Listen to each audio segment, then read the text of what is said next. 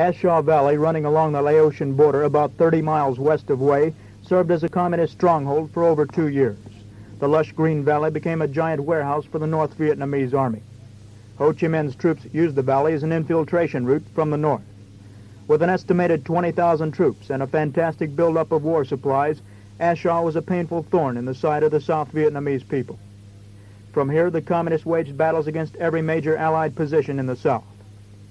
In April, for the first time in the Vietnam War, American Air Force B-52 bombers pounded ridges surrounding A Shau, touching off an Allied sweep tagged Operation Delaware.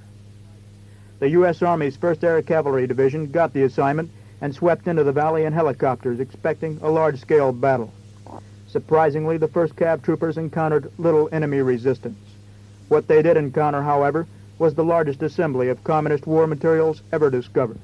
We've been quite successful in digging up caches, finding probably the biggest arms and weapons cache in the Vietnam War. It consisted of something like over 1,500 rifles, 20 or 30 tons of ammunition, 37 millimeter anti-aircraft gun, fuel storage areas, food, clothing, medicines, the whole works. All of the trucks that we found were Russian-made trucks, and about half of the rifles were Soviet-made. That was Army Captain Rod Graneman of New Haven, Missouri, Company Commander of D Company, 2nd Battalion, 8th Cavalry of the 1st Air Cavalry Division. Although most of the 20,000 NVA troops had fled their stronghold, Operation Delaware was no piece of cake. The enemy had been building this bastion for 2 long years. The die-hard troops who stayed to fight were well entrenched. It took a well-coordinated effort to root them out, coordination between TAC Air, infantry, and artillery. The teamwork here in the A Shau Valley, I think, has been probably the best that I've seen in my tour in Vietnam. The support from the tactical air, the close support we've been getting from our own organic artillery, plus the resupply missions dropped by your C-130s has really kept us alive out here. I think most of the artillery ammunition has been coming in by airdrop. Captain Graneman goes on to explain the primary objective of his company and his reliance upon outside help. Root the guy out the best way you can, taking the minimum amount of casualties, and get in there and get what he's guarding so bad.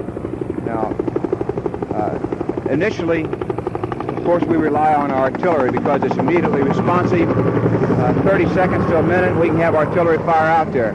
But of course, the light artillery, the 105s and 155s that we're operating with here in the valley, cannot begin to penetrate this bunker and trench network that the enemy has dug in around this place.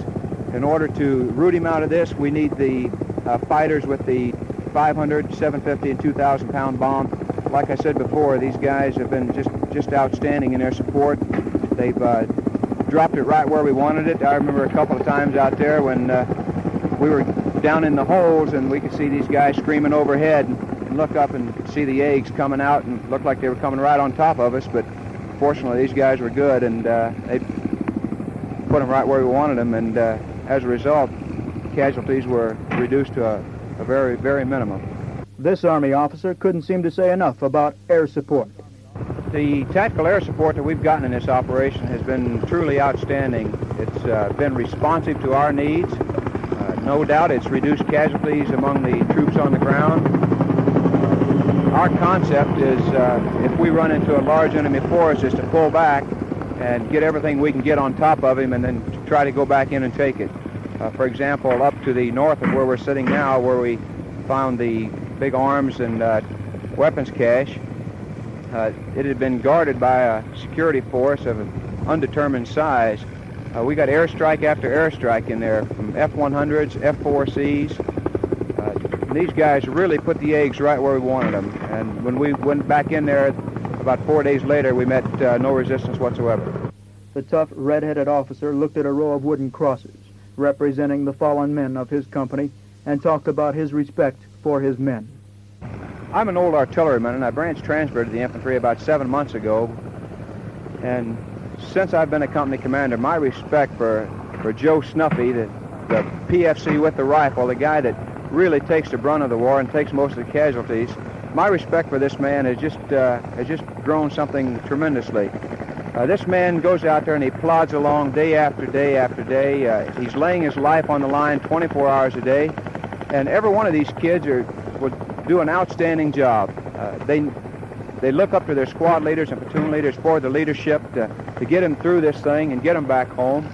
I've got kids in my company from every walk of life back in the States. I've got poor boys. I've got a kid that can't read or write. I've got some rich kids. I've got some hippies, you know, the free love, free society type from California.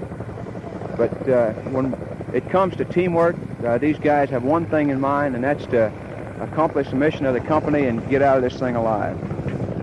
This is Air Force Airman Mike Shepard reporting.